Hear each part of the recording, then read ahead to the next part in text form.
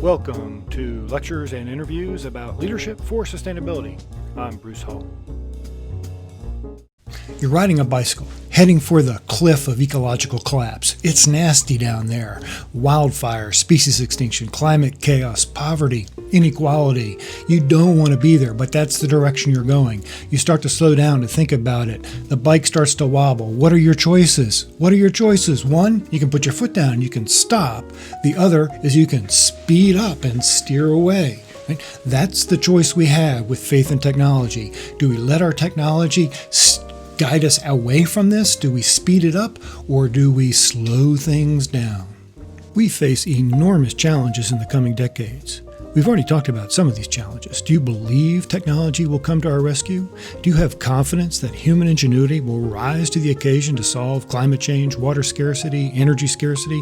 How about the scarcity of rare earth metals or species extinction, and on and on? That's the challenge we face. Can we solve it with our ingenuity? I use the word faith intentionally. It really is a question of faith. We won't know until we get to the future who's right, whether the optimists are right or the skeptics are right. But we still have to make decisions based on this faith. And that's why faith in technology is such a divisive and critical issue in just about every debate over sustainable development. Let me give you two examples. You're by now familiar with Malthusianism.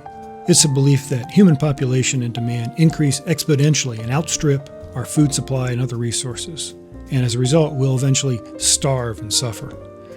The concern is that technology that increases our food supply and the supply of other resources will increase just too slowly, and that we will eventually cross a point where human demand exceeds the resources. Malthusians are techno-skeptics. Techno-optimists will argue that the line denoting food and resource productivity would increase much faster than human demand.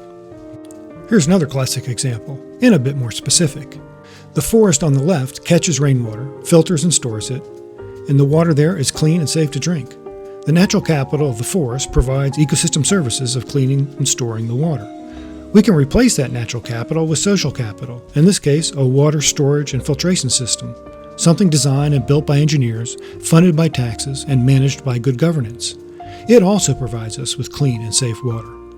If you don't have much faith in technology, you'll be more comfortable preserving the forest and relying on natural capital. If you have lots of faith in technology, you're likely to be more comfortable with replacing the forest with banks, businesses, houses, and schools, and using the resulting social capital to build replacement water systems. It's hard to overestimate how consequential this debate is and how nasty the debate can get. Skeptics call optimists Prometheans and Pollyannas. Optimists call skeptics glass-half-fullers and Eeyores. Skeptics call optimists arrogant, and optimists complain that pessimists have a self-defeating attitude.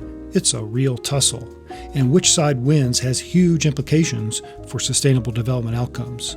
And to prove it, I'm going to give you a pop quiz. Here's the first question. I'll read it, and then you can pause and decide the answer.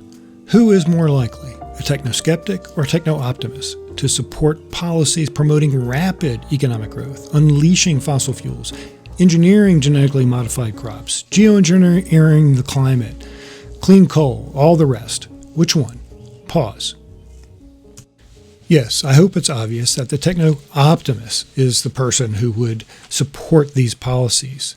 That's pretty obvious. What is important for you to recognize is the implication, how different a world is being created than what would be if the world was created by techno-skeptics. Okay, here's the next question. Who is more likely to support this landscape? It's in Brazil, and it's basically a lot of forests that have been cleared and replaced with soybeans. This is classic intensification of agriculture, making the most of the land we have, producing the most bushels of crops per hectare. And here's the question. Who is more likely to support intensifying management of nature to make it more efficient rather than trying to mimic nature or minimize human impact? Skeptic or optimist? Pause and I'll discuss the answer. Now, clearly it's the optimist, right? That's kind of obvious. But what's interesting here is think about how different the landscape is as a result of these different value structures. The optimist landscape is going to be heavily managed, fertilized, engineered, sculpted to produce crops and wealth and whatever else humans want, whereas the skeptic landscape is going to be full of parks and wilderness and unmanaged areas, just with resources that haven't been harvested but are there waiting to be used. Think about how different the two economies would be that these landscapes support. Okay, one last question.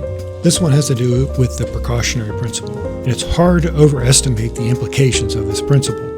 Who is more likely, the skeptic or the optimist, to prefer the precautionary principle, and as a result prefer strong government regulation to test new technologies and make sure the technology is safe? Pause and come back. Yes, this one would be the skeptic. Let me explain why this matters. The precautionary principle guides national policies. In some African and South American countries, they adopt the precautionary principle, as does the European Union. And as a result, they are very cautious about things like growing genetically modified organisms on their farms. But the U.S. has a policy that rejects precautionary policy. We do a bit of testing, yes, but we rather plunge faster into the future. We believe we can fix any problem that occurs. That is, we will invent new technologies to fix the problems that old technology solved. Again, I hope you can see how two very different futures would be created. All right, that's the pop quiz. I'm sure you aced it. The bottom line is that faith in technology has huge implications for what land forms we create, how we manage ourselves, what our government policies are. It influences just about everything, but that's not the biggest deal. Now I want to talk about equity. The faith in technology we implement, whether you're a skeptic or an optimist, has huge implications for who wins and who loses. If we slow the rate of technological innovation, we'll be denying people food, medicine, and economic opportunity. Someone hungry might eat risky food. Somebody dying of cancer might take risky new medicine. Someone who is living in poverty or doesn't have water pipe into their house will want economic growth even if the business creating it pollutes the environment. On the contrary, if you're satisfied with your life, if your middle-class lifestyle is comfortable, then you might be willing to slow or even stop technological development. Okay, let me wrap up by talking about three implications of faith in technology. The first is it affects which future we're going to create, the land form that we're going to live with, which policies we're going to implement, and the role of government in managing risk and the precautionary principle. Second, has huge implications for equity.